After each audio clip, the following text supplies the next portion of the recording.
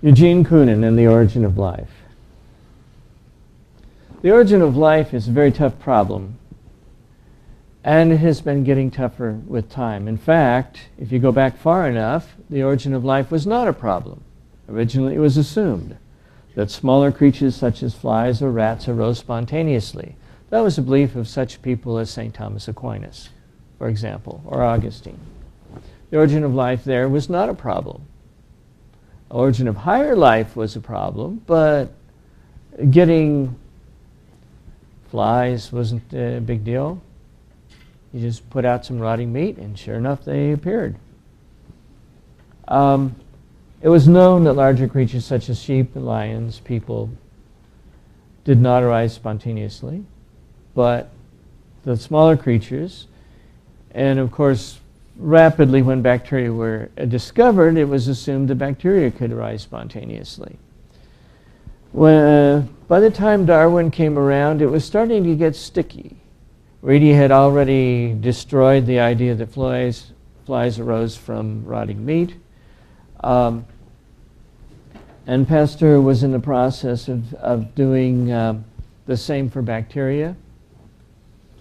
And so when Darwin wrote his book, it's very interesting. He said from a few created forms, or perhaps one, that the whole thing came out into being,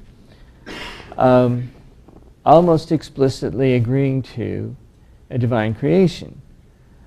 On the other hand, he didn't really like that, which is understandable from a non-interventionist perspective. That is to say, you don't want an interventionist God.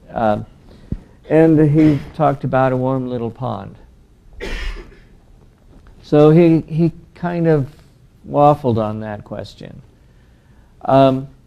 However, if you're going to be a thoroughgoing atheist or materialist, not having anything outside of matter, you're going to have the spontaneous origin of life to have happened at least once. And that's especially true since we have the Big Bang and you can't just put it off forever. It was always there. In the meantime, life has been revealed not to be just a little clump of protoplasm, but all kinds of complex things are in there to keep life going. And they're apparently irreducibly complex. Now, if this was not challenged, it would produce a knockdown argument against materialism. Materialism requires the spontaneous origin of life. The spontaneous origin of life doesn't happen. Materialism is false. Very simple argument. Origin of life experiments trying to defuse this problem have not been able to use evolution at this point, because in order to have evolution, you have to have differential reproduction, the survival of the fitter. Differential reproduction requires reproduction.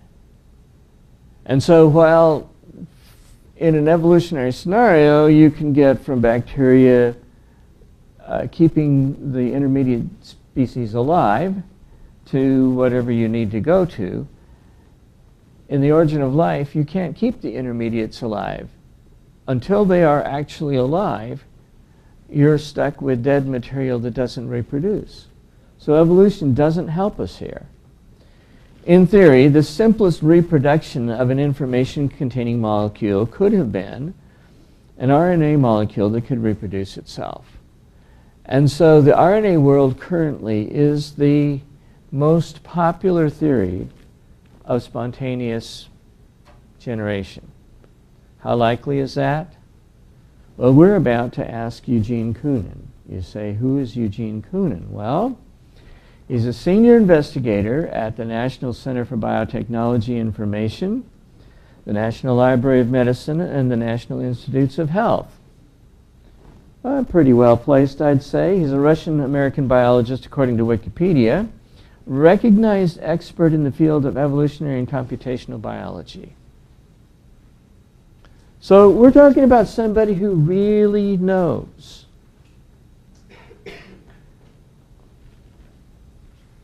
And he wrote an article called The Cosmological Model of Eternal Inflation and the Transition from Chance to Biological Evolution in the History of Life, which is, in my opinion, and in many other people's opinion, a landmark article. It's a peer-reviewed article, as we will see. In fact, it's an open peer-reviewed article, so you can actually read what it has to say. And it's available on the internet, so it's free. You can look at this yourself. Now, I'm not going to give you the entire article. There will be omissions, and you'll see where they are. For the simple reason that we don't have time to read the whole thing, but I'm going to try to include the most important parts of it. The abstract, just to get you oriented, recent developments in cosmology radically changed the conception of the universe as well as the very notions of probable and possible. The model of eternal inflation implies that all macroscopic histories permitted by laws of physics are repeated an infinite number of times in the infinite multiverse. Wait a minute. Eugene Koonin is an authority on the multiverse as well. Well, at least he, I think, seems to be trying to follow the authorities. It's interesting that he is writing an article on the multiverse. In contrast to the traditional cosmological models of a single finite universe, this worldview provides for the origin of an infinite number of complex systems by chance, even as the probability of complexity emerging in any given region of the multiverse is extremely low. This change in perspective has profound implications for the history of any phenomenon, and life on Earth cannot be an exception. Hypothesis. Origin of life is a chicken and egg problem for biological evolution that is governed primarily by natural selection to take off. Efficient systems for replication and translation are required, but even bare-bones cores of these systems appear to be products of extensive selection. The currently favored partial solution is an RNA world without proteins in which replication is catalyzed by ribozymes and which serves as the cradle for the translation system. However, the RNA world faces its own hard problems as ribozyme-catalyzed RNA replication remains a hypothesis, and the selective pressures behind the origin of translation remain mysterious. Eternal inflation offers a viable alternative that is untenable in a finite universe. That is, a coupled system of translation and replication emerged by chance and became the breakthrough stage from which biological evolution, centered around Darwinian selection, took off.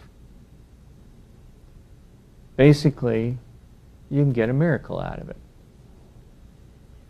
A corollary of this hypothesis is that an RNA world as a diverse population of replicating RNA molecules might never have existed.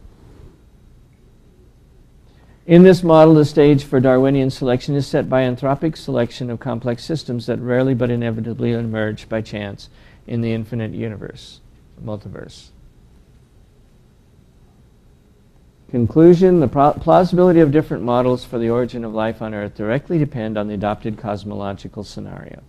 In an infinite universe, multiverse, emergence of highly complex systems by chance is inevitable. Therefore, under this cosmology, an entity as complex as a coupled translation replication system should be considered a viable breakthrough stage for the onset of biological evolution. We don't need no stinking RNA world. We can just leapfrog that because all you need is the most infinitesimal of chances, and in an infinite number of universes, it will happen. Now, the next thing is reviewers. This article is reviewed by Eric Baptiste, David Krakauer, Sergei Maslov, and Itai and I.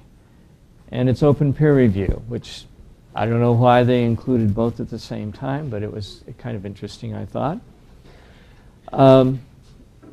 So the article is put up, the reviews are put up, the article is revised, and then is accepted for publication. But instead of this happening in some editor's quiet desk somewhere, it's happening where you can see who said what and why. So, evolution of the cosmos, eternal inflation, many worlds in one, and anthropic selection. The many worlds in one, hereafter MWO, model makes the startling prediction that all macroscopic, coarse-grained histories of events that are not forbidden by conservation laws of physics have realized or will realize. Now, as you read that, you go, wait a minute, have realized what? Well, actually, what they mean is have become real. So, if you want to think, have realized themselves, have realized somewhere in the infinite universe, and not just once, but an infinite number of times. There is, for example, an infinite number of macroscopically exact copies of the Earth with everything that exists on it, although the probability that a given observable region of the universe, hereafter O region, carries one of such copies is vanishingly tiny. This picture seems counterintuitive in the extreme. Somewhere around, somewhere, there's another copy of you and me. Sounds weird. But is a direct consequence of eternal inflation, the dominant model of the evolution of the universe in modern cosmology.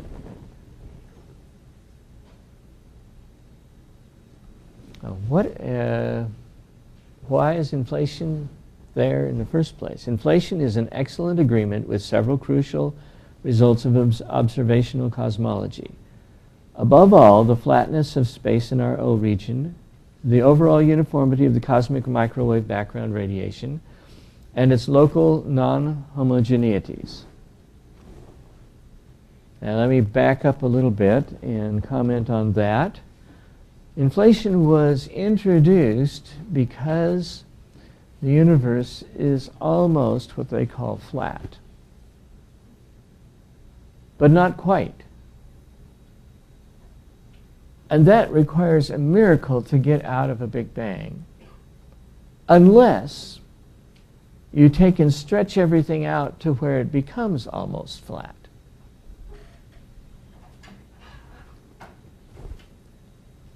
And that means that that inflation was inserted as a physical principle to explain something that looked designed.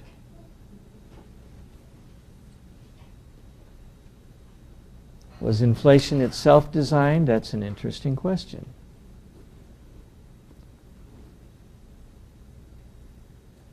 Furthermore, the populated landscape version of string theory independently yields a very similar model of the multiverse. Well, is string theory true? That's a difficult question to answer at this point. Partly because string theory doesn't make enough predictions for us to be able to say it looks false or it looks true. Because string theory can predict anything if you adjust the variables appropriately. Thus, although the model of eternal inflation cannot be considered proved, this is the strongly preferred current scenario of cosmic evolution. So, we think we have inflation because otherwise it would take a God to make sure that everything came out as smooth as it is, as low entropy if you prefer. Now, Gerg and Vilenkin show that in a finite time, the content of each O region can assume only a finite number of states, and accordingly any O region has a finite, even if unimaginably vast, on the order of 10 to the 10 to the 150th power, number of unique macroscopic coarse-grained histories. That's because space can be divided into Planck spaces. And that means that the universe is digital, which we've heard in other contexts before. Effectively, the finiteness of the number of coarse-grained histories appears to be a straightforward corollary of quantum uncertainty. The same conclusion is independently reached through a completely different approach, namely the so-called holographic bound on the amount of entropy that can be contained in any finite region of the universe. The universe can be a hologram. Where have we heard of that before? From a slightly different perspective, the usual adage about the second law of thermodynamics being true in the statistical sense takes a literal meaning in an infinite universe. Any violation of this law that is permitted by other conservation laws will happen. Let that sink in. The second law of thermodynamics doesn't exist. It's not a law. It's just a probability factor going forward and not backwards.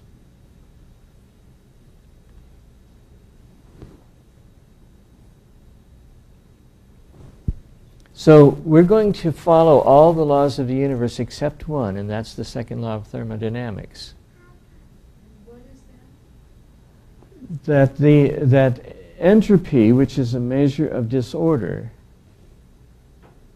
is always increasing in the universe. It's the law that doesn't allow a tornado to sweep through a junk pile and build a house.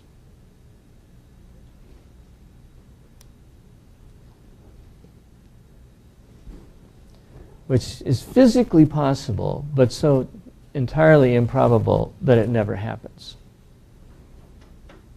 So that law is being directly challenged. But I thought the second law had nothing to do with the spontaneous origin of life or with information creation. In order to get information creation, in order to get the second law of in order to get life, you have to defy the second law of thermodynamics. And this is one way of getting rid of that law. Because they're sort of talking on both sides, aren't they? If it's going to happen an infinite number of times, it should be more obvious.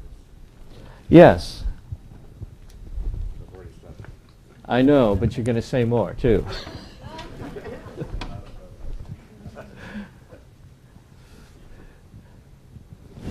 For those, we're trying to catch all of this stuff on tape, and it's a little bit easier if we speak into the microphone, but I'm happy to have you make spontaneous comments. So, the spontaneous emergence of complex systems that would have to be considered virtually impossible in a finite universe becomes not only possible, but inevitable under many worlds. Even though the prior probabilities of the vast majority of histories to occur in a given O region are vanishingly small. This new power of chance, buttressed by anthropic selection, and we'll go on from there. The central problem, the emergence of biological evolution, the inherent paradoxes of the origin of replication. So he's given his solution, now he's going to give you the problem. The inherent paradoxes of the origin of replication and translation systems and the limitations of the RNA world. Now remember, this is the area of his expertise, not cosmology. The origins of replication and translation, hereafter in OORT, sometimes known as OOL, origin of life, is quantitatively different from other problems in evolutionary biology and might be viewed as the hardest problem in all of biology. Which I agree with. As soon as sufficiently fast and accurate genome replication emerges, biological evolution takes off. Well, except for problems like Darwin's doubt, but they're not as bad. I use this general term to include Darwinian natural selection, along with other major evolutionary mechanisms such as fixation of neutral mutations that provide material for subsequent adaptation, exaptation of spandrels, features that originally emerge as evolutionary byproducts, but are subsequently utilized for new functions, and duplications of genome regions followed by mutational and functional diversification. In other words, he's taken Darwinian evolution and all those other things that people add to it.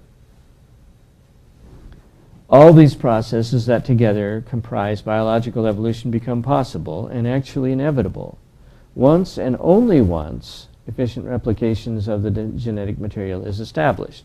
He's convinced evolution works, but he says it doesn't work for the origin of life. The crucial question then is, how was the minimal complexity attained that is required to achieve the threshold replication fidelity?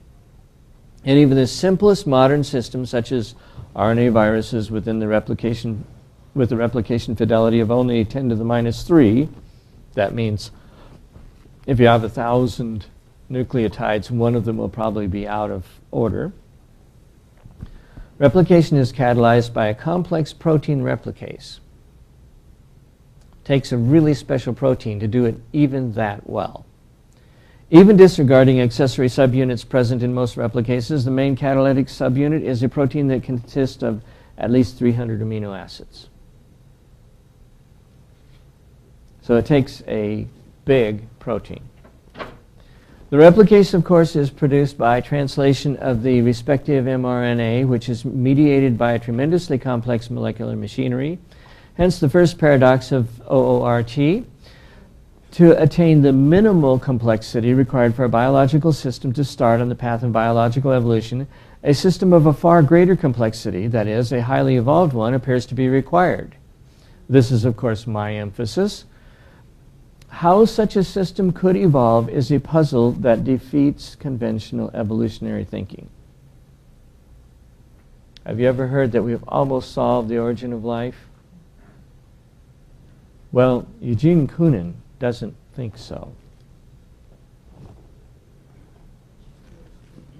The commonly considered solution is RNA world scenario, that is, the notion that replication evolved before translation, such that the earliest stage of life's evolution is a versatile community of replicating RNA molecules. A central element of the RNA world is a replicase consisting of RNA. That RNA world concept is supported by experimental discovery of diverse catalytic activities of ribozymes, catalytic RNAs, enzymes made up of RNA, which is why they're called ribozymes. However, all the advances of ribosymology notwithstanding, the prospects of a bona fide ribozyme replicase remain dim. That is, we have protein replicases. We do not, at this point, have ribozyme replicases. As the ribozymes designed for that purpose are capable, at best, of the addition of about 10 nucleotides to an oligonucleotide primer. They can only give you 10 nucleotides at a time. At a very slow rate, and with fidelity at least an order magnitude below that required for the replication of relatively long RNA molecules. In other words, they're not good, they're not fast, they're not accurate. And they can only do 10 at a time. It's worse than that. As recently noted by one of the leading RNA world explorers, despite valiant efforts, it appears unlikely that this particular polymerase enzyme will ever be evolved to the point that it can copy RNA molecules as long as itself. How long is it? 200 nucleotides. So the minimum appears to mean that we have to have over 200 nucleotides if we're going to have a decent RNA self-replicating molecule. Keep that number in mind. We're going to come back to it. Of course, it remains possible, and this is indeed the belief of the RNA world community, that other ribozymes are eventually evolved to that level. However, the evidence is lacking. If I can put it this way, ribozyme researchers are selling vaporware. Well, it's faith. And so if they're going to insist that that's possible, then that's raising their faith to a religion. So, and they shouldn't be arrogant that their religion is better than other religions. Yeah, I mean, I'm not going to deprive them of their religion. Maybe they'll turn out to be right. But it does seem that the jury should be open, at least. The second paradox of OORT pertains to the origin of the translation system from within the RNA world via a Darwinian evolutionary process. Now see, the first thing is, how do you get it to replicate to begin with? And we've already said, we don't know if it's possible, but it looks like it's going to take over 200. Right? And actually, if you think about it, that means it takes over 400. Because in order to get the process started, it's not enough to have a ribozyme. You have to have 2 copies of the ribozyme, one to do the copying and the other one to be copied. Until you have both copies, you can't get anywhere. The second paradox pertains to, now that we've gotten all this copying RNA and it's making itself and everything, we've got to get from RNA to something that does protein. And here we get into the origin of the translation system from within the RNA world via the translation into protein system from within the RNA world via Darwinian evolutionary process. Until the translation system produces functional proteins, there is no obvious selective advantage to the evolution of any parts for this elaborate, even its most primitive form, molecular machine. Have you ever heard that kind of argument before?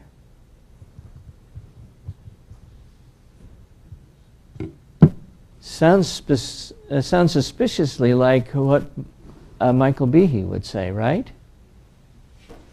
This is irreducible complexity. Keep that in mind because we're going to run into that again.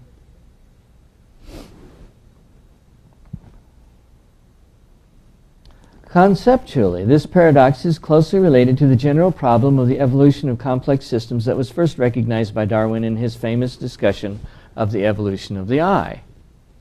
Yes. Yes. The solution sketched by Darwin centered around the evolutionary refinement of a primitive version of the function of the complex organ, where each modification was of a little more advantage.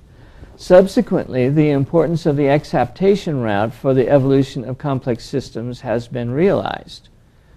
Exaptation meaning you developed one part for this function and another part for that function, and you know what? They fit together really nicely and do their own thing. However, origin of translation resists both lines of reasoning.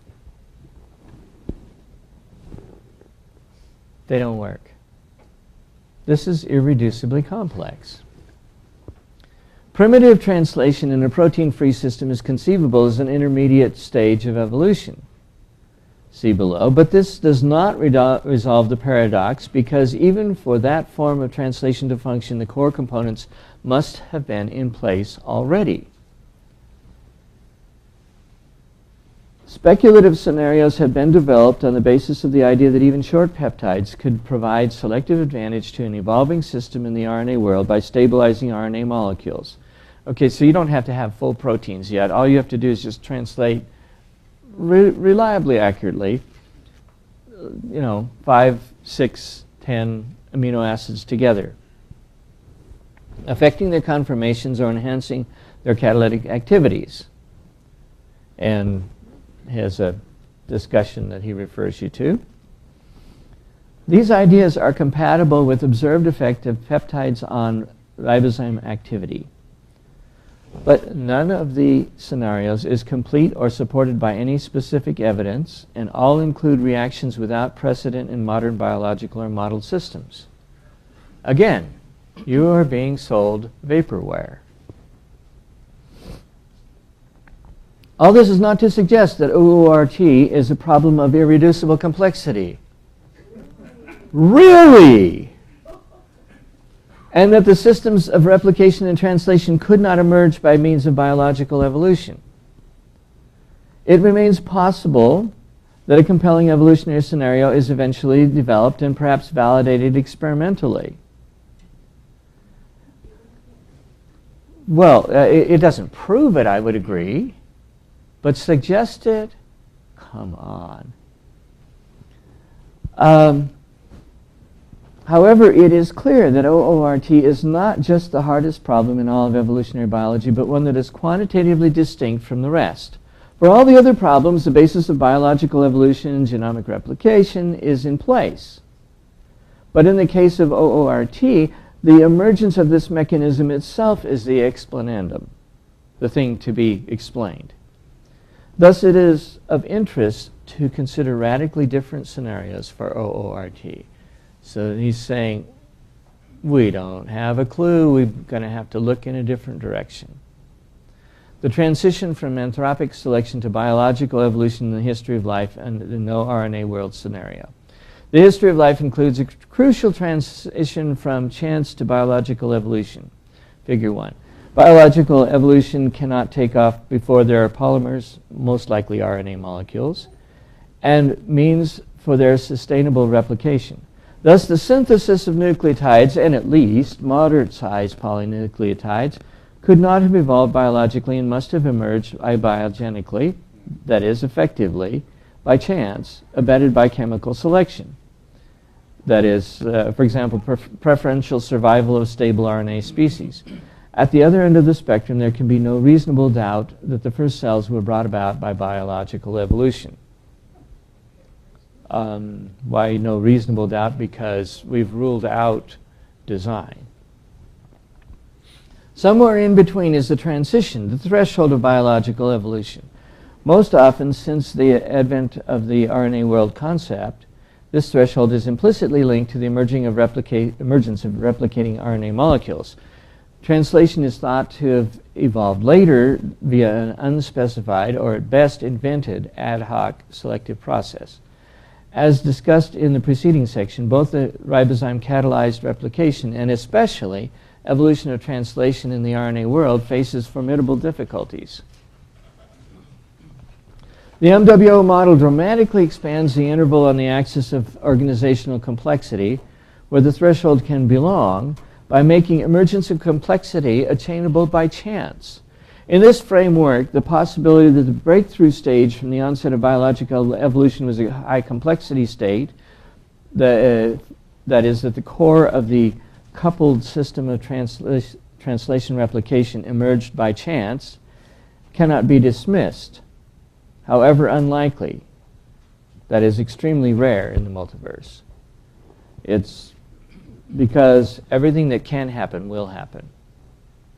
The modern translation apparatus shows clear signs of evolution by duplication and diversification in the essential ubiquitous components, allowing one to glean some features of the putative breakthrough system. Analysis of the duplications and of key proteins involved in translation suggests that the breakthrough system was an RNA-based machine, to much greater extent than the modern translation system. Specifically, the aminoacyl TRA synthetases comprise two unrelated classes, each of which evolved by a series of duplications. Moreover, both classes of paralogous AARS are relatively late elaborations within large classes of nucleotidases, strongly suggesting that the breakthrough system activated amino acids via an RNA-only mechanism. The same pertains to the translation factors that are relatively late products of evolution within the GTPase class of the P-loop NTPases. Thus, the breakthrough system would not employ protein translation factors. The breakthrough system is all RNA, according to this. The phenomenon of mimicking tRNA structures by some of the translation factors further support the notion that the ancestral translation system was RNA-centered. The experimentally demonstrated activities of ribozymes include, among others, those that are involved in the main chemical steps of translation, such as amino acid activation, RNA amino isolation. In other words, these things can be done by ribozymes. And peptidyl transfer. Self-amino isolation of ribozymes selected for this activity is rapid and highly accurate, remarkably, even more so than the same reaction catalyzed by the cognate AARS. Perhaps most importantly, the large subunit rRNA is itself a ribozyme that catalyzes a peptidyl transferase reaction. Thus, an RNA-only translation system, although so far not demonstrated experimentally, appears to be a realistic possibility. Well, a lot of general stuff is being thrown in, and without a lot of specifics. But, you know, you can kind of see where they're going. Maybe it will work.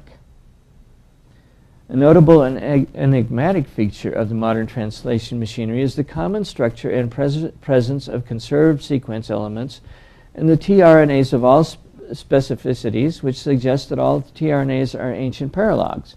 Thus, the current set of tRNAs obviously is a product of biological evolution. This is called blinders. And let me explain. If you have a tRNA, transfer RNA, it needs an amino acid on one end, and it needs a triple codon on the other end so that it can function, and it needs to fit within the machine. And the rest of it needs to look pretty close to identical so that the only difference is the triple at the bottom and the amino acid at the top. Right? Otherwise, the machine has to be made with a lot of slop. So it's not really a big surprise that you have tRNAs that have triple amino acid at the bottom, triple codon at the bottom, and an amino acid containing thing stuck to the top, and otherwise they look virtually identical. Because that's what the design requires. Even if you don't believe there's a designer, you can't make the machine work unless those things are pretty close to identical, which suggests that their sequence should be pretty close to identical. And so the fact that they all have more or less the same sequence is kind of required by their function. And you have to have this for every kind of amino acid. Right. Obviously a product of biological evolution. If there were a designer, you would expect them to be identical also, or close to identical. Think about it. How can you say, well, it must be evolution, because chances of getting it without evolution are just too low? But of course, we're getting ready to propose the multiverse, so why are those chances too low again? Under the present model, the core elements of translation system, namely an RNA-only ribosome and the specific adapters for at least a subset of the 20 modern protein amino acids, emerged by chance and were anthropically selected. The breakthrough system was a primitive RNA-based translation machine that was capable of translating exogenous RNAs such that functional proteins, including a replicase, could be generated. The presence of a diversity of randomly synthesized RNAs, including one that encoded a protein with a replicase activity, however low initially, on the early Earth would be another anthropically selected feature. What are we talking about by anthropic selection? What we're talking about is, if they weren't that good, they would never have gotten to us, and so we wouldn't see them. So the fact that we see them means that they were selected so that we could see them. Now that's kind of a cross between the weak and the strong. The weak anthropic principle just says that the universe must be good enough for us to be here. We don't exist in the middle of the sun because we would all be destroyed and never realize that we were here to begin with. So we have to live on a temperate planet. It can't be too hot, can't be too cold, and so forth. Well, we have to live on a planet where certain things happened. Otherwise, we wouldn't be here either.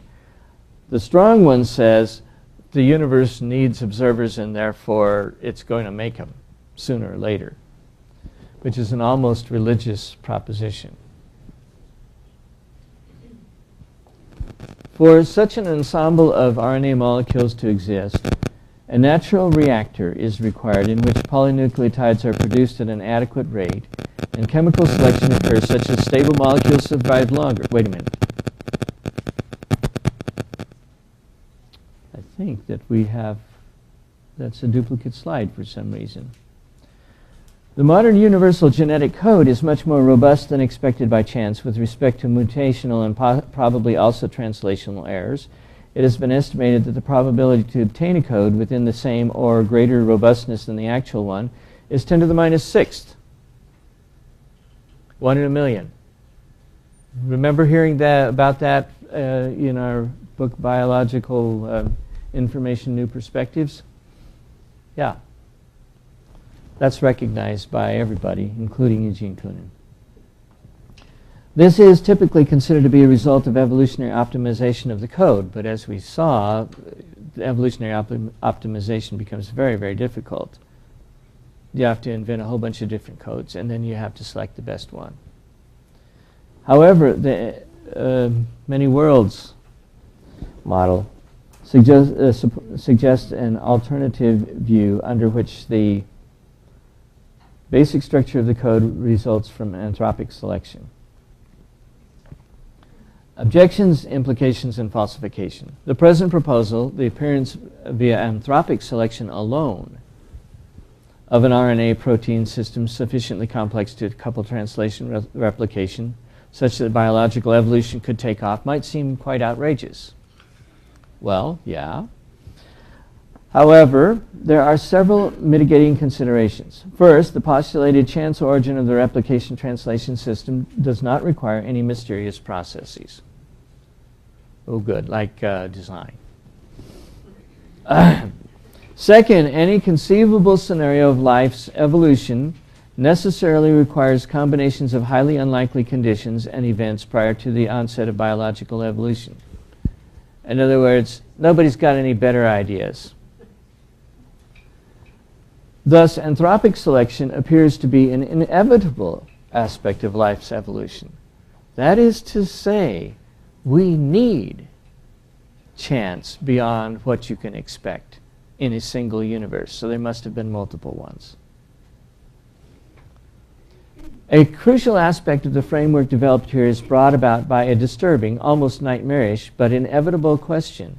In the infinitely redundant world of many worlds, why is biological evolution, and in particular Darwinian selection, relevant at all?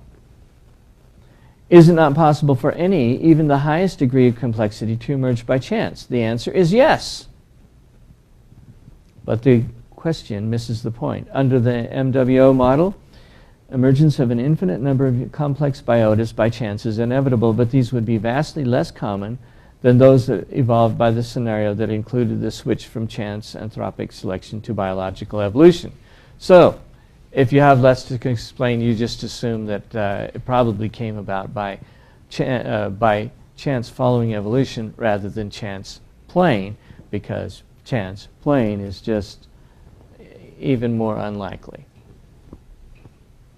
Thus, in any reconstruction of the origin of life, the threshold should be mapped to the lowest possible point, to the minimally complex system capable of biological evolution.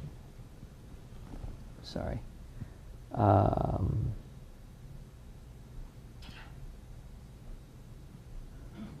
No.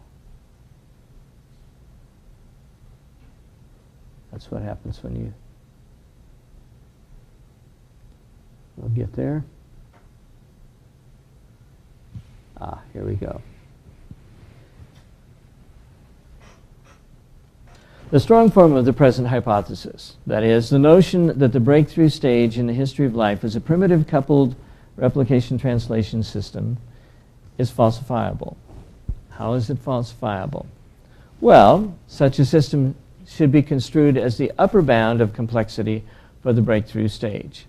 As soon as the possibility of biological evolution at a lower level of complexity, that is, for example, in the RNA world, is demonstrated and the route from the RNA world to the translation system is established, either experimentally or at least in a compelling model, the origin of a complex system with coupled replication and translation by chance anthropic selection will be effectively ruled out. In other words, we don't need to jump all the way if we can jump halfway and then evolve the rest.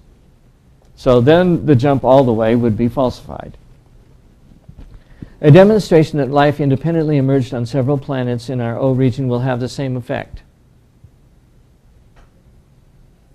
Or will it?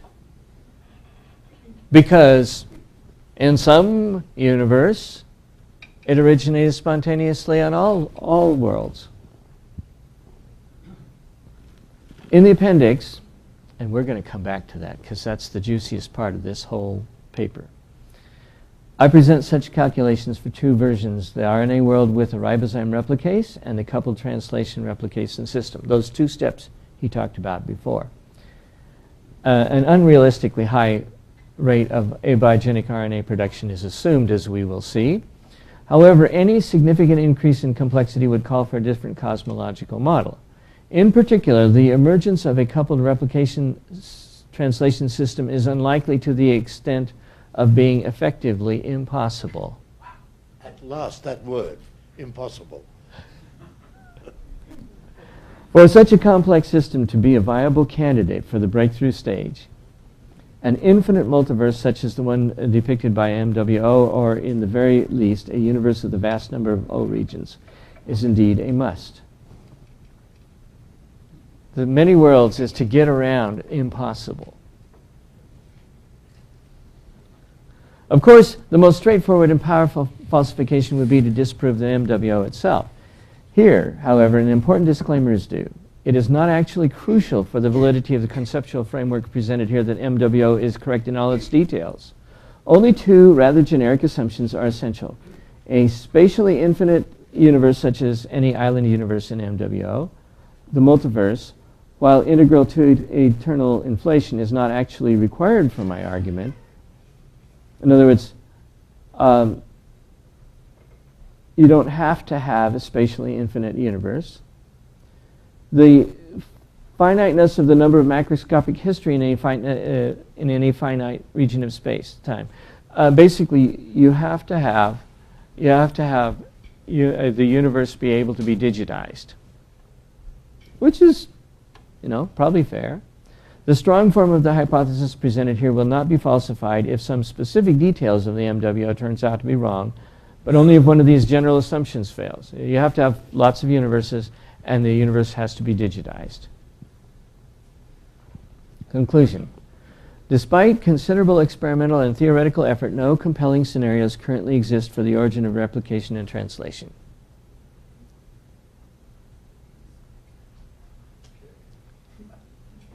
The origin of life is not solved. It is not close to solved. The key process that together comprise the core of biological systems and the apparent prerequisites of biological evolution. The RNA world concept might offer the best chance for the resolution of this conundrum, but so far cannot adequately account for the emergence of an efficient RNA replicase or the translation system.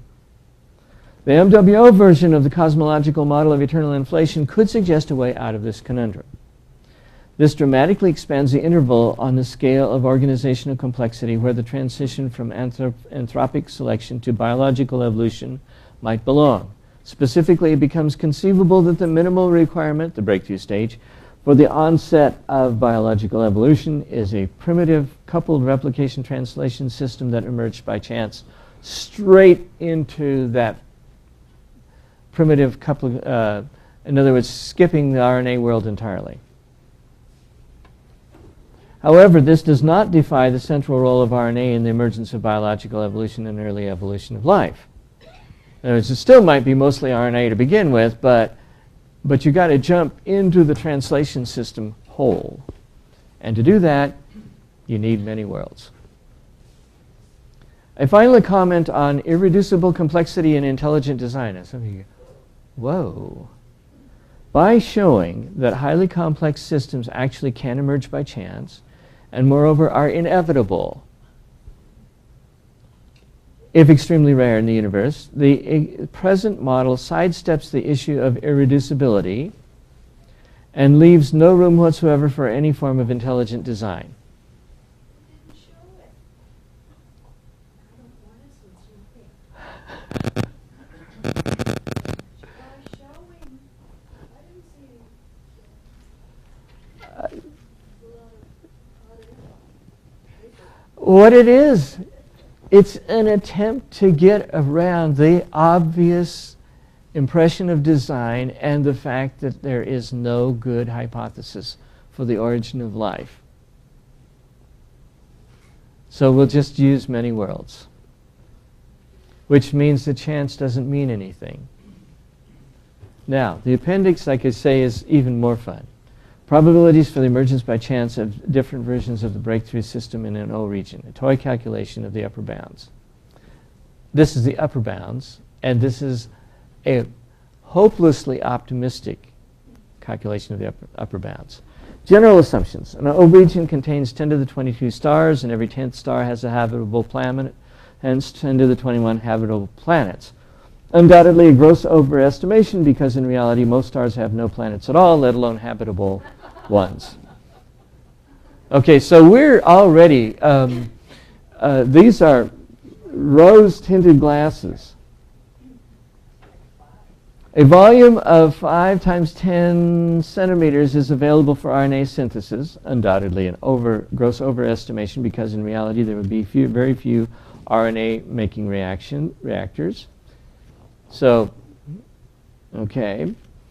Let the concentration of nucleotides in volume V and the rate of the synthesis RNA molecules of size n be 1 molecule per centimeter per second, a gross overestimate for any sizable molecule. So we're overestimating left and right.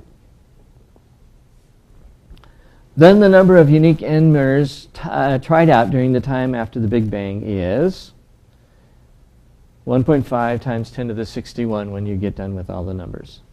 Let us assume that for the onset of biological evolution, a unique N-mer is required. We don't know that, but it's a reasonable assumption. The number of such sequences n is 4 to the n is 10 to the 0.6 n, which is standard math. Then the expectation of the origin of number of times of unique N-mers emerging in an O region is this expression, 10 to the 1.5 to the times 10 to the 61 divided by 10 to the 0.6 n.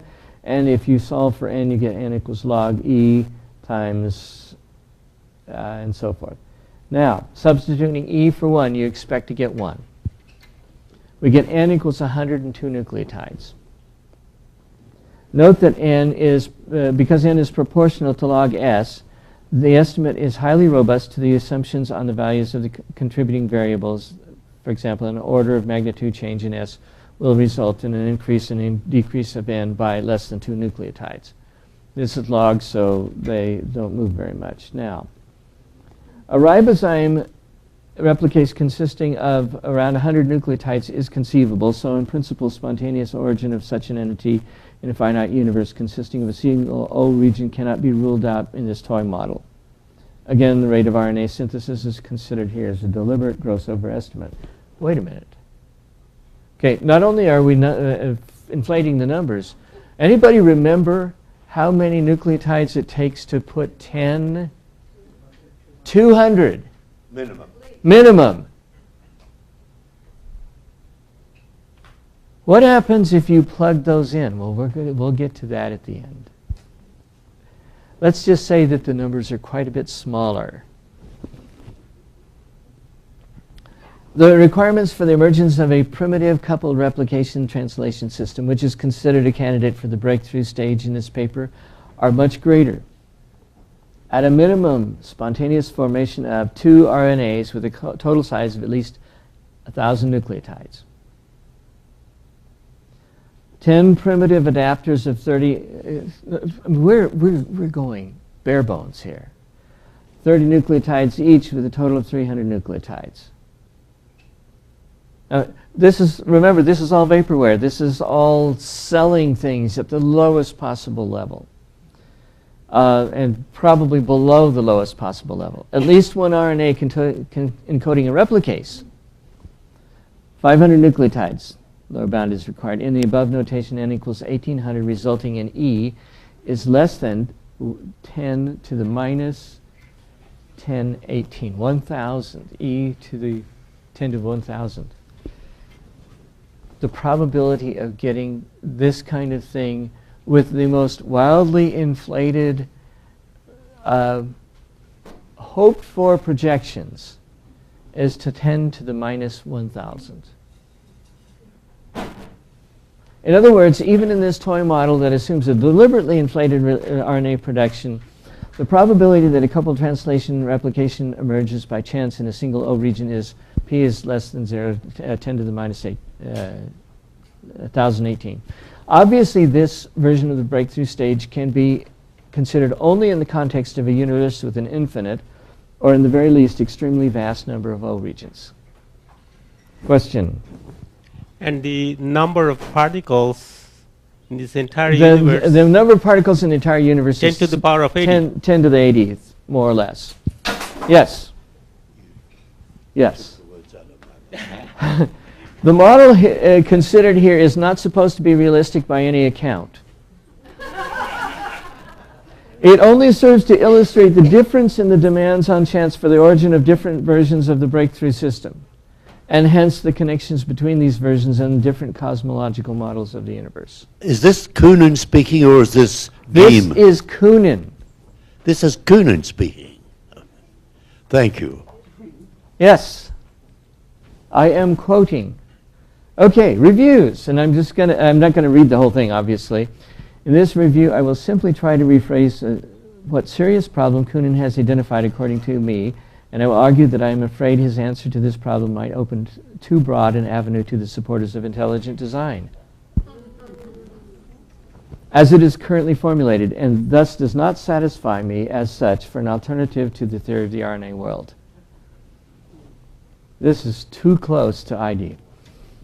Koonin bravely tries to tackle such a deep conceptual issue using metaphysics where, according to him, science does not seem to work. But I am afraid his present and arguable solution, although fairly underlying one of the limits of traditional evolutionary thinking, in other words, he's right about the problem, could open a huge door to the tenets of intelligent design. Forgive the spelling, Baptiste is French.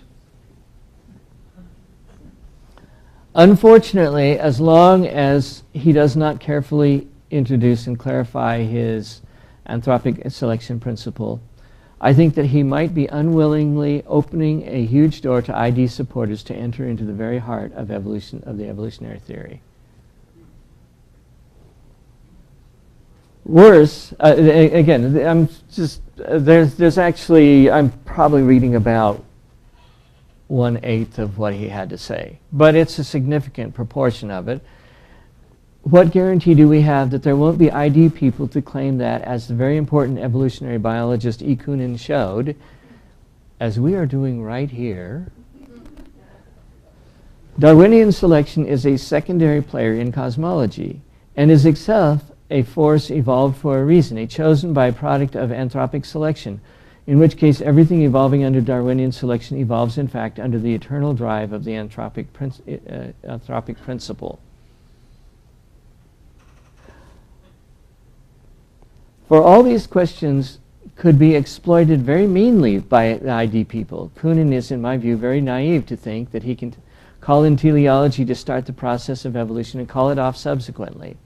If teleology is called in, a divine foot in the door, can we say? If teleology is called in, a view which I doubt is worth supporting in science and I feel is dangerous, unless teleology achieves the goal that is needed for, there's no reason why teleology should suddenly stop being relevant in the middle of the way. And this is Eugene Koonin's answer. The possibility that the ID crowd interprets this paper as support for their cause is one of Baptiste's main concerns. Will they actually? No doubt they will. However, the only way to prevent them from doing so is to stop publishing research on any hard problem in evolutionary biology and some how declare these problems solved. Have you ever heard that proposed as a there are no problems with evolutionary biology, and we shouldn't teach any problems with evolutionary biology because there aren't any? Yes. The ID folks do no research themselves, well, except for Douglas Sachs, who's done similar research like this. But so they apply all their considerable intellectual resources to turn public scientific work upside down and claim support for ID. It happened to several seemingly innocuous papers of mine, to my considerable amusement. I believe evolutionary biologists should not, and actually cannot, worry about this, only about their own papers being correct and coherent. Yes!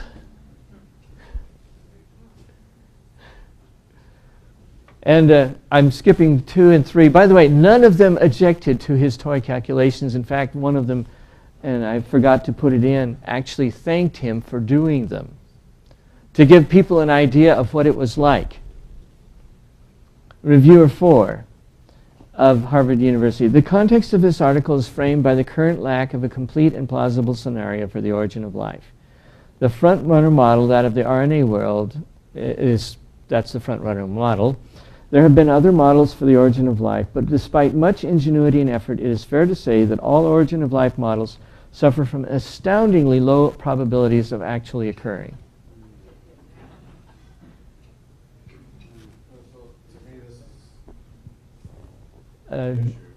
Is that not working or something? Yes. There we go.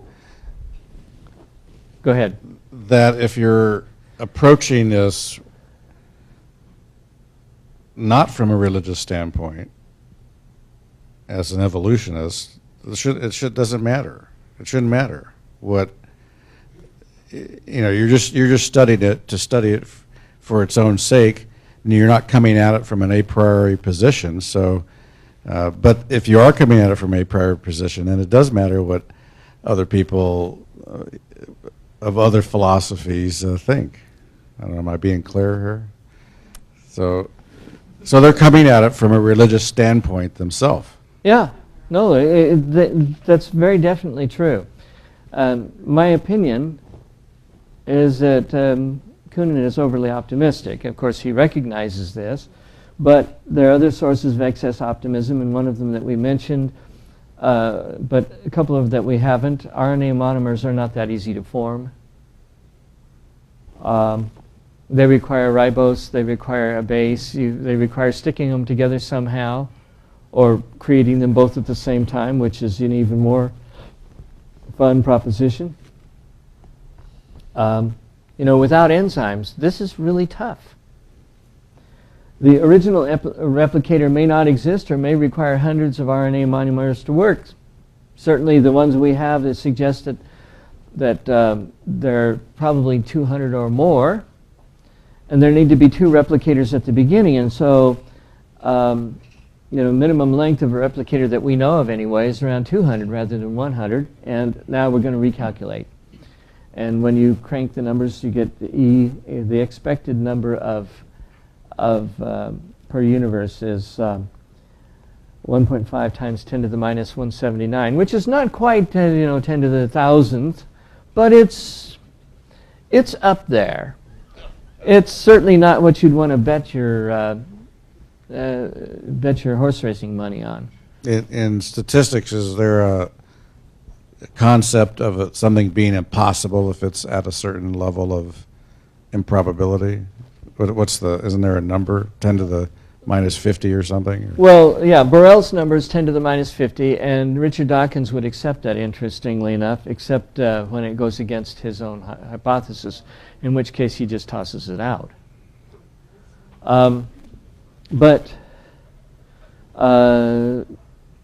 Dembski's number is 10 to the minus 150.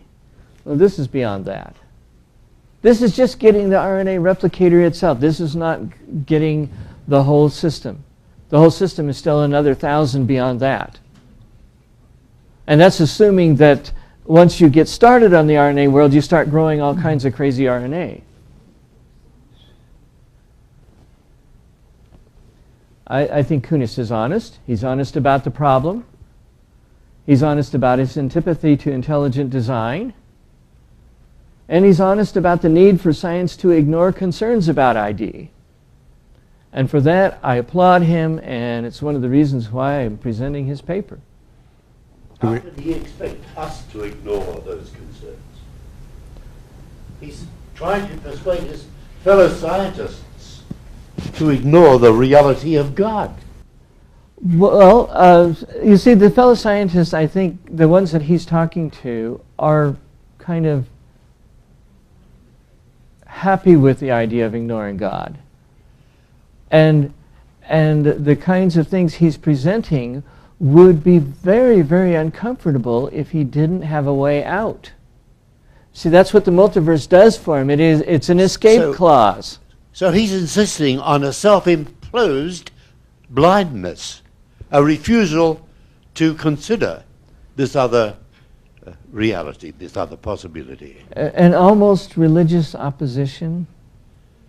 Well, whatever you may define as religious. I would like to comment here. About a month ago, Paul, there was an article published in New Scientist magazine which caught my eye, and I'm sorry I didn't bring it here. But its title, and now this is in New Scientist, the title was Multiverse, Get Real. And now that was a publication and a title of an article in a well-recognized magazine. So I'm at least relieved to know that there are some authors who are willing to admit that the multiverse is not a realistic expectation. Well, yeah, but see, Koonin needs the multiverse, so he's quite happy to have it now. Yes. Now, let's go on. Others are perhaps a little bit less honest. And let me give you the example. Alan Musgrave, I hope he has moved beyond that, but we will see.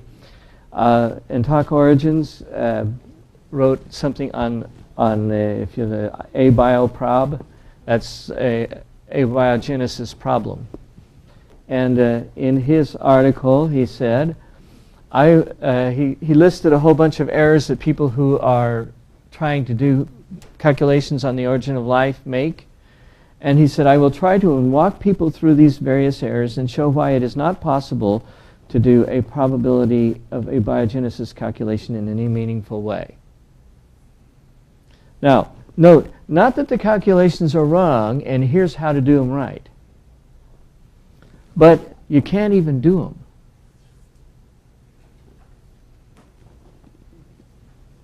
Why not? Because if you do, you get Eugene Koonin's answer.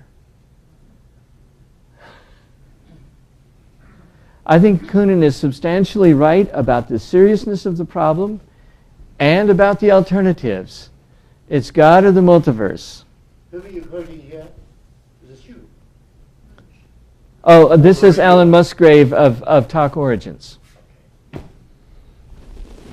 So this is what they feed people who come and want to ask questions. When you get into the actual papers where Koonin says, you know, I got to tell it like it is, he tells it like it is. It ain't pretty. And without the multiverse, you're hung. Well, let's get Anyway, that's my opinion.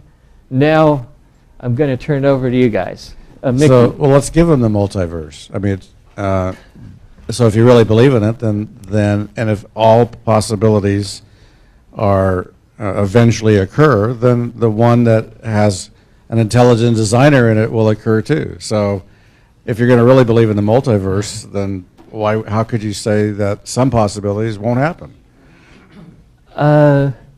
Because they're not allowed by the laws of physics. But see, this But gets we're saying sticky. in a multiverse that the same laws of physics apply in every multiverse? All except the second law. Yeah, see, so there you go. So it's the same. Now, think about this. What it means is, if you go that route, you have no defense, no scientific defense against a reliable historical record.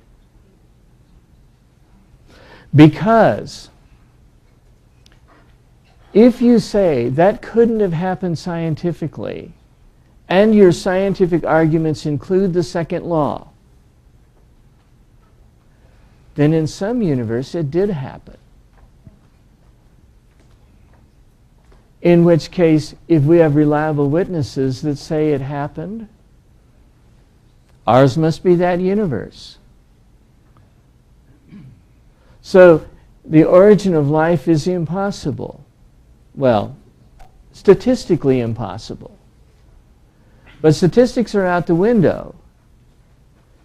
If we have reliable witnesses that say it happened, then it happened. But it doesn't stop there, as the first reviewer was worried about. And as I don't think Eugene Koonin was not sufficiently worried about. Because what happens now if you have reliable witnesses that say somebody was walking on water? Well, see, all it takes to walk on water is to have 50.0001% of the water molecules going up instead of down. Creates pressure enough under your feet where it'll support your weight. Now, that doesn't happen in a world in which the second law is firmly entrenched. But if the second law doesn't count, then there is nothing at all to prevent you from being able to walk on water. So if we have reliable witnesses saying they saw somebody walk on water, there's no scientific defense against it. I'm not sure that's where they wanted to go. I think one can always go to the improbability argument and admit, or have to admit, that it is possible. All multiverses, and people are talking about, maybe the universe has existed forever and so on, that it could have possibly happened. But this argument today and so on is a rather restricted view. And let me just tell you an incident that happened here many years ago. I was invited by the geology department at the University of California, Riverside, to give an article, give a paper, a seminar on why I believe in creation. I'd taken courses there, and they knew me and so on. And biggest seminar of the year they had there in the big auditorium. And one of the arguments I presented was the improbability of the origin of life. And didn't have these Koonin's figures at all. But I did mention 10 to the minus 78 as a probability, and the figures were already out there. Yeah. But the interesting thing, I think the important thing for us here is that as soon as I quit, first question that came from the students was, he said, "You have told us how improbable it is that life can arrange by itself, how evolution has a problem and so on. What I want to know is, what is the probability that God exists?" That's next week. In doing that, and I thank God that he gave me the answer. In doing that, he changed the whole realm of discussion from, hey, what Koonin say, life is probable anyway, that's Koonin's argument here. Changed it from, hey, which is more probable? Because I'd said, how improbable it is that life could. He said, hey, what's the probability God exists? And I simply told him, well, all these ratios I've given you here of improbabilities, I say, the probability God exists, either there is a God or there isn't a God. Which one are you going to pick? Well, I said, you just reverse those ratios. This is the ratio that God exists, The probability is 10 to the 7, 1 minus 10 to the minus 78. Exactly. Or whatever it is. We must be trapped by the narrow pattern that this discussion puts us into, in a certain extent. What about the total picture here? Is there a God or isn't there a God? It comes out, hey, it's on the side of God, very definitely, tremendously on the side of God. Yeah, it depends on how you want to construct this, but these are, as he said, toy calculations. If you apply more realistic calculations, the numbers are even worse. Once you get beyond 10 to the minus 300, give it up. And, at some point you just simply say, it makes way more sense for there to be a God than for there not to be. Exactly. And that's kind of where I come down. I'm an open-minded fella.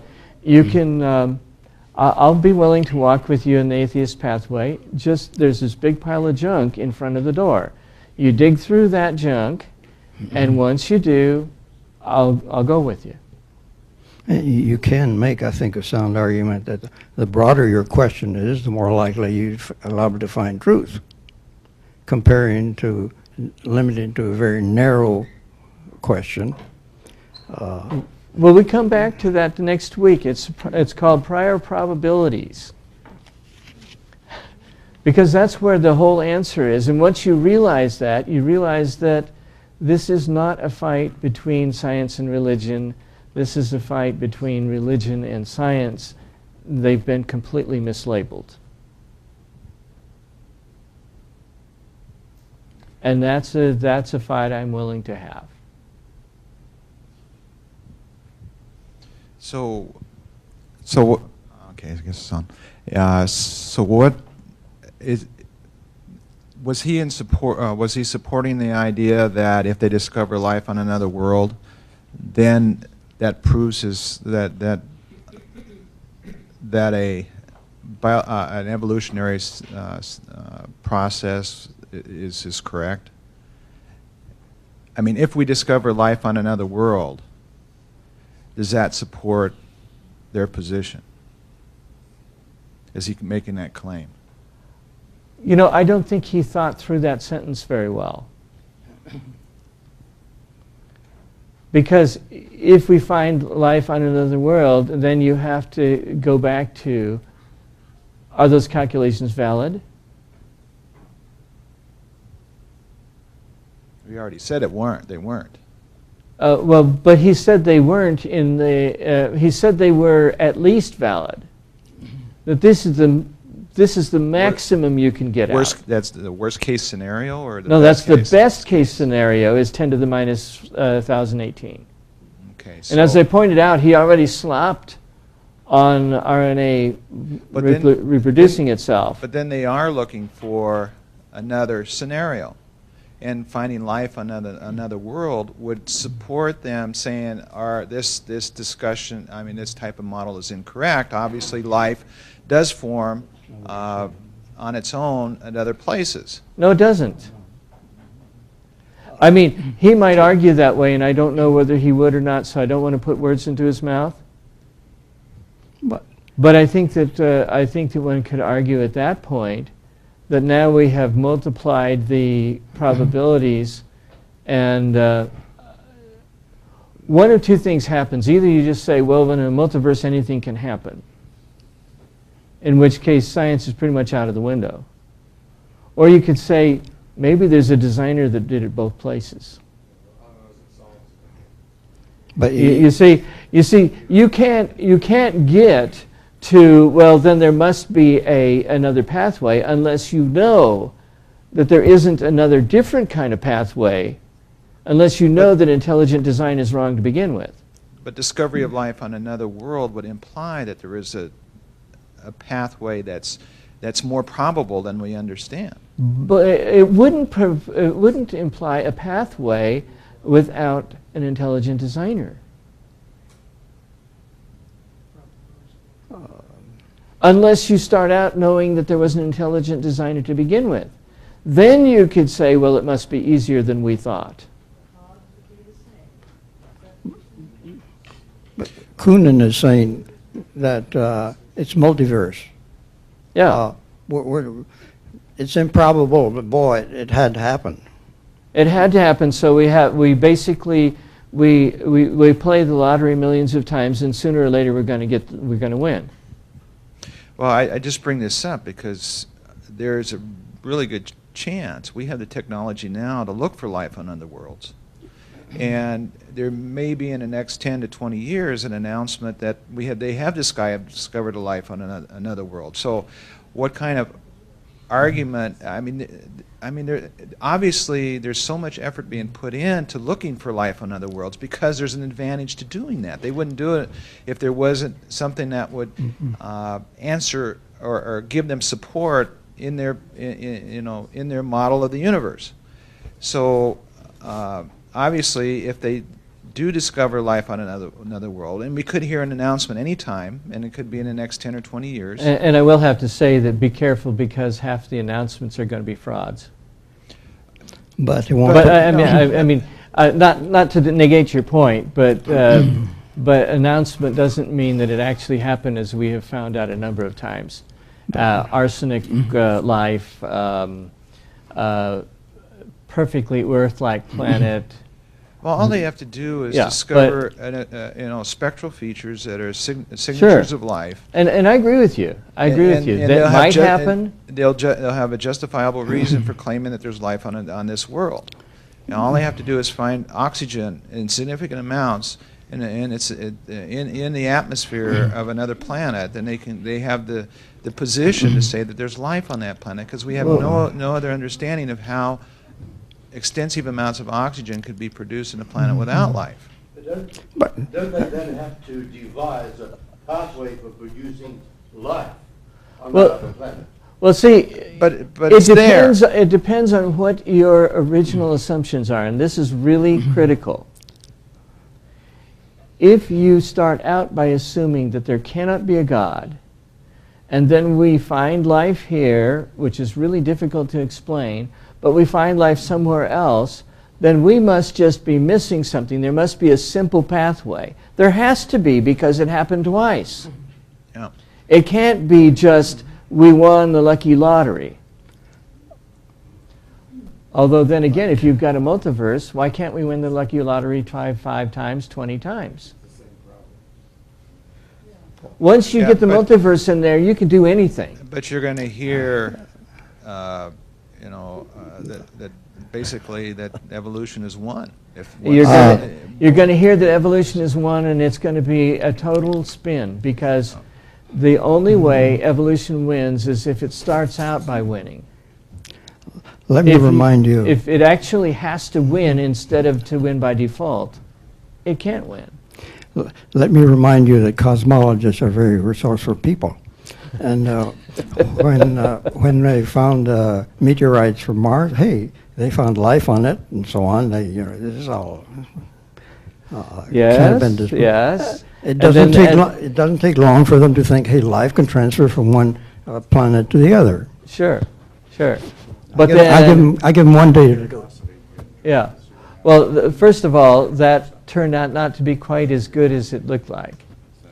Secondly, even if we found Earth-like life on Mars, one would have to be assured that it came from Mars to Earth instead of from Earth to Mars. I mean, there was the Choluxicab meteorite that hit New Mexico and shot stuff all over, some of which may have reached escape velocities and drifted off towards the red planet and taken a chunk of algae with it. That would be contamination. Well, it would be life going from Earth to Mars, right? So the problem with a planet on another star is it's difficult to envision Choluxicab sending it all the way to Arcturus.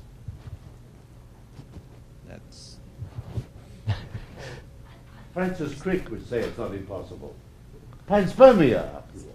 Well, as a matter of fact, one of the possibilities that has been raised is that the universe started out a very tight ball, And as it expanded, there came a point where the universe was cool enough all over so that the entire universe became an origin of life scenario, and that all the life came from there. Somebody over there. Let's get you into the conversation here. Sorry.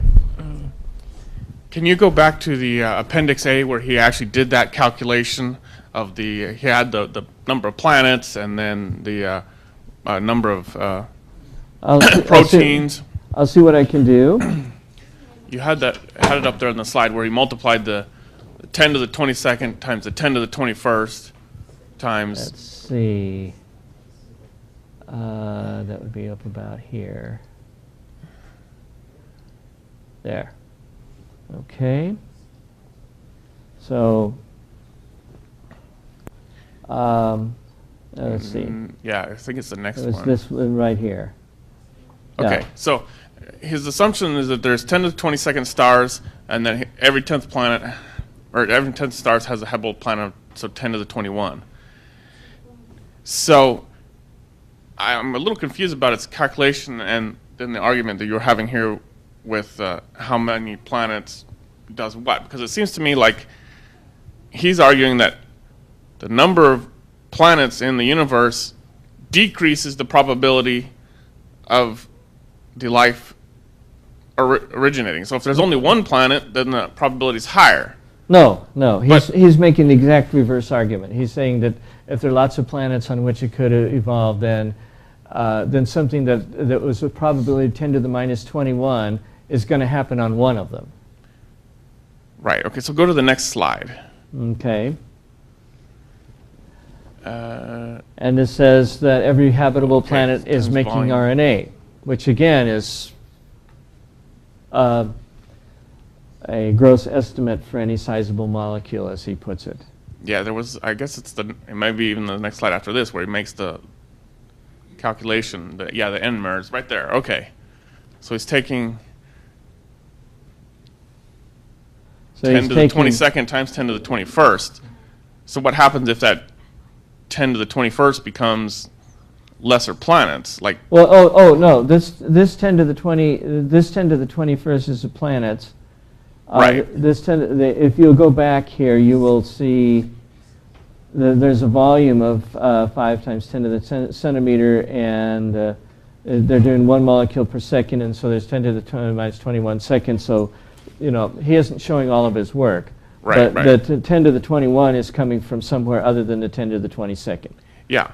So if we substitute in 10 to the 21st number of planets for just our own planet, assuming that, like a lot of other people, that then it doesn't exist, there's no extra life on other planets, then that calculation drops significantly.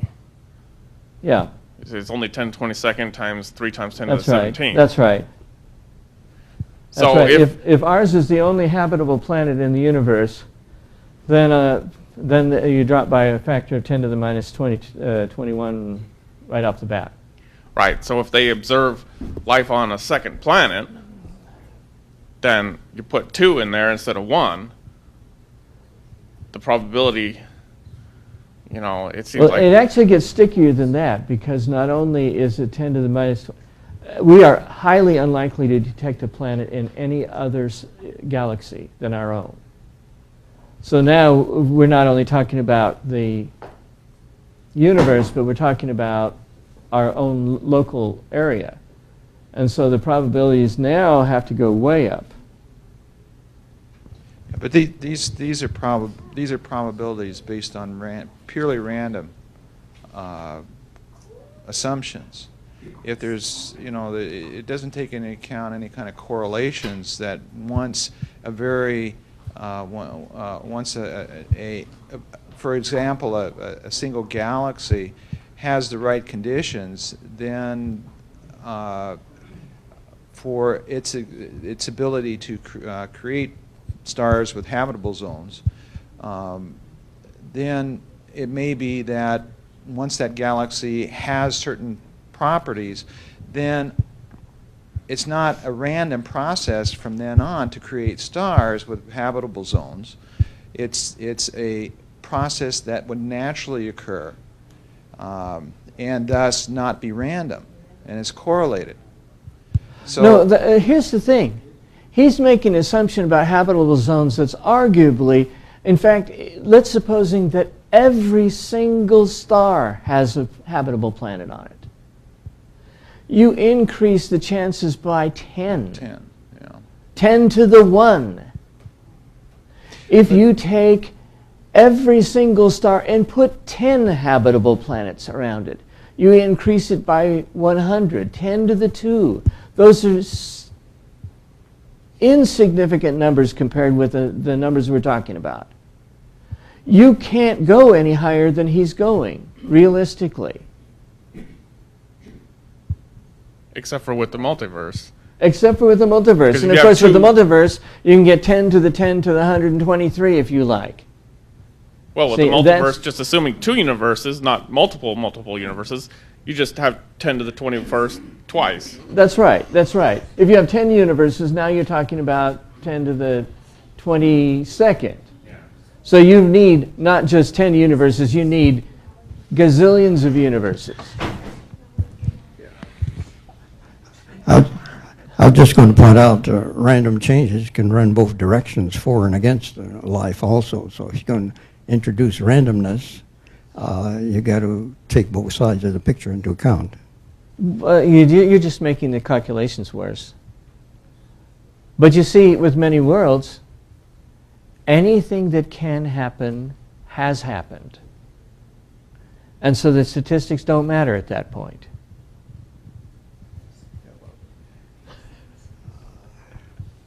Anyway, next week we're going to see how people can look at these numbers and still insist that there cannot be a God. It's called prior probability. And we're going to see it in their own words.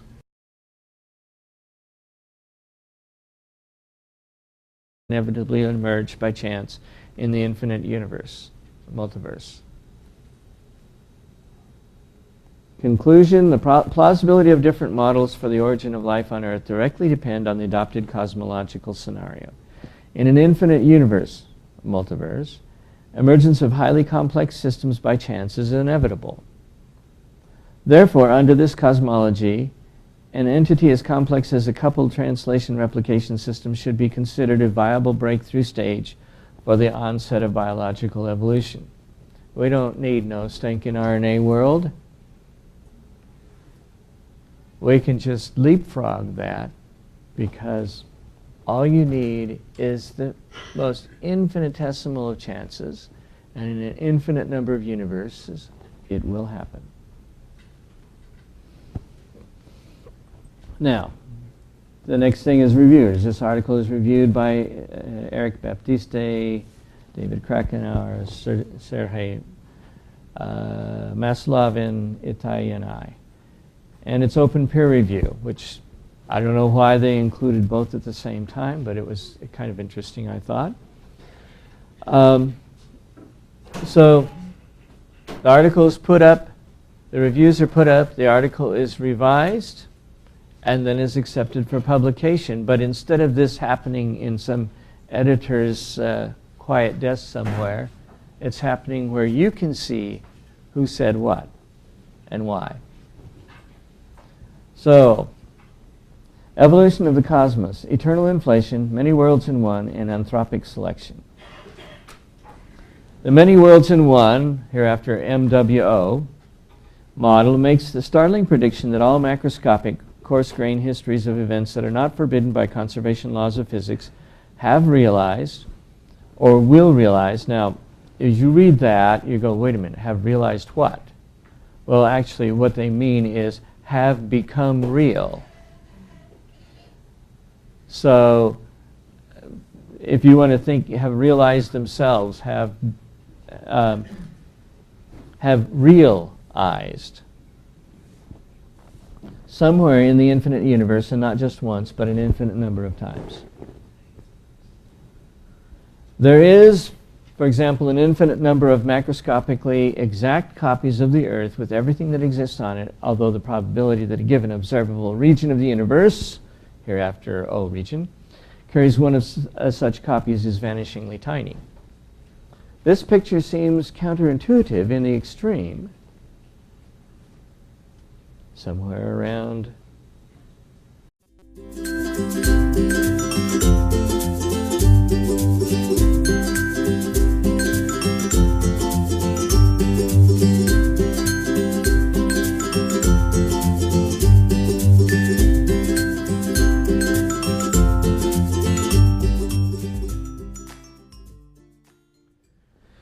Eugene Koonin and the Origin of Life. The origin of life is a very tough problem, and it has been getting tougher with time. In fact, if you go back far enough, the origin of life was not a problem. Originally, it was assumed that smaller creatures such as flies or rats arose spontaneously. That was a belief of such people as St. Thomas Aquinas, for example, or Augustine. The origin of life there was not a problem. The origin of higher life was a problem, but getting flies wasn't a big deal. You just put out some rotting meat, and sure enough, they appeared. It was known that larger creatures such as sheep, lions, people did not arise spontaneously, but the smaller creatures, and of course, rapidly when bacteria were discovered, it was assumed that bacteria could arise spontaneously. By the time Darwin came around, it was starting to get sticky. Reedy had already destroyed the idea that flies arose from rotting meat. And Pasteur was in the process of doing the same for bacteria. And so when Darwin wrote his book, it's very interesting. He said from a few created forms, or perhaps one, that the whole thing came out, into being. Almost explicitly agreeing to a divine creation. On the other hand, he didn't really like that, which is understandable from a non-interventionist perspective. That is to say, you don't want an interventionist God. And he talked about a warm little pond. So he kind of waffled on that question. However, if you're going to be a thoroughgoing atheist or materialist, not having anything outside of matter, you're going to have the spontaneous origin of life to have happened at least once. And that's especially true since we have the Big Bang and you can't just put it off forever. It was always there. In the meantime, life has been revealed not to be just a little clump of protoplasm, but all kinds of complex things are in there to keep life going. And they're apparently irreducibly complex. Now, if this was not challenged, it would produce a knockdown argument against materialism. Materialism requires the spontaneous origin of life. The spontaneous origin of life doesn't happen. Materialism is false. Very simple argument. Origin of life experiments trying to defuse this problem have not been able to use evolution at this point, because in order to have evolution, you have to have differential reproduction, the survival of the fitter. Differential reproduction requires reproduction. And so while in an evolutionary scenario, you can get from bacteria keeping the intermediate species alive to whatever you need to go to, in the origin of life, you can't keep the intermediates alive. Until they are actually alive, you're stuck with dead material that doesn't reproduce. So evolution doesn't help us here. In theory, the simplest reproduction of an information-containing molecule could have been an RNA molecule that could reproduce itself. And so the RNA world currently is the most popular theory of spontaneous generation. How likely is that?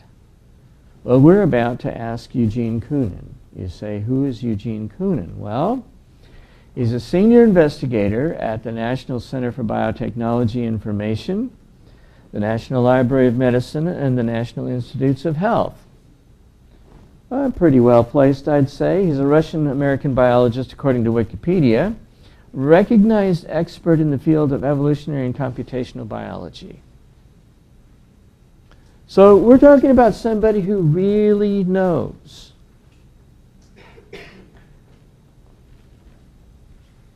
And he wrote an article called The Cosmological Model of Eternal Inflation and the Transition from Chance to Biological Evolution in the History of Life, which is, in my opinion, and in many other people's opinion, a landmark article. It's a peer-reviewed article, as we will see. In fact, it's an open peer-reviewed article, so you can actually read what it has to say. And it's available on the internet, so it's free. You can look at this. Here's somewhere, there's another copy of you and me. Sounds weird. But is a direct consequence of eternal inflation, the dominant model of the evolution of the universe in modern cosmology.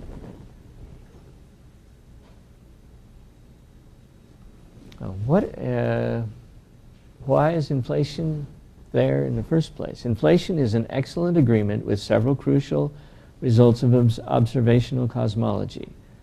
Above all, the flatness of space in our O region, the overall uniformity of the cosmic microwave background radiation, and its local non-homogeneities.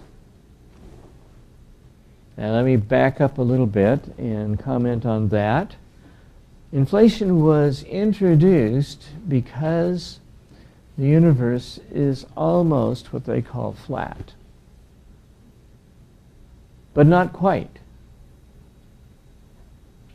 And that requires a miracle to get out of a Big Bang, unless you take and stretch everything out to where it becomes almost flat.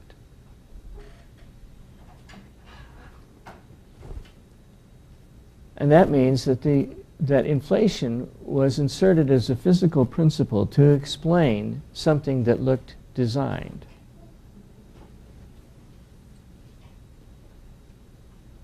Was inflation itself designed? That's an interesting question.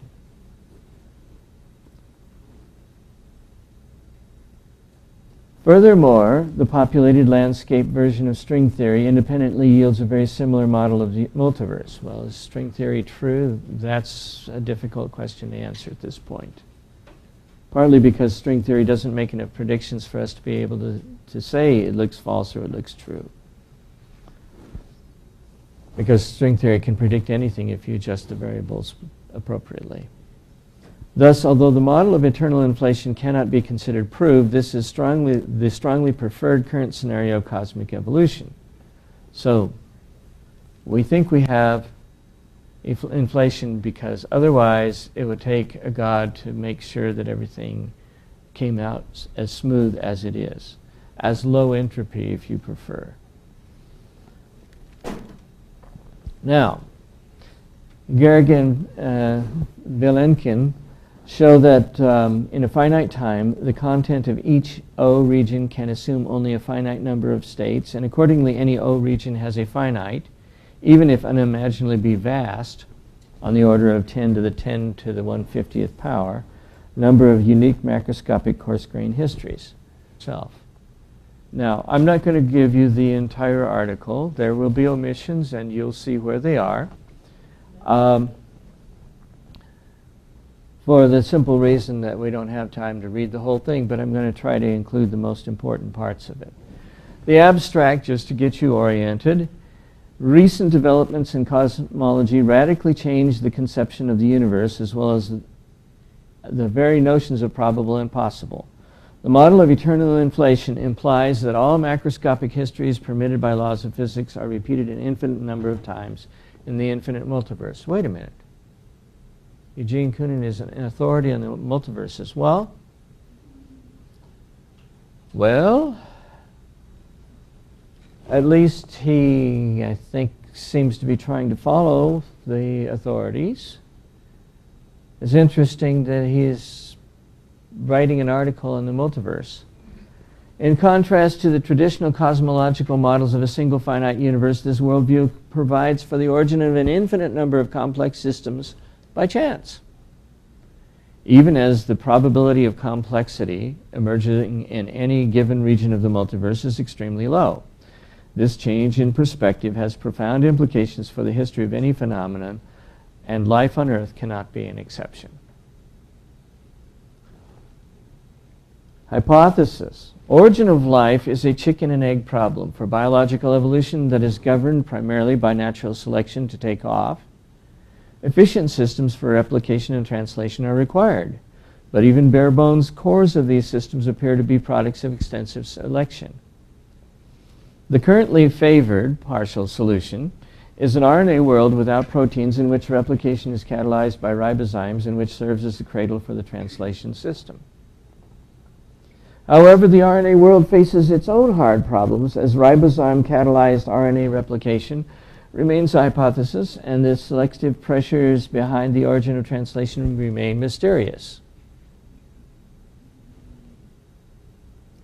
Eternal inflation offers a viable alternative that is untenable in a finite universe.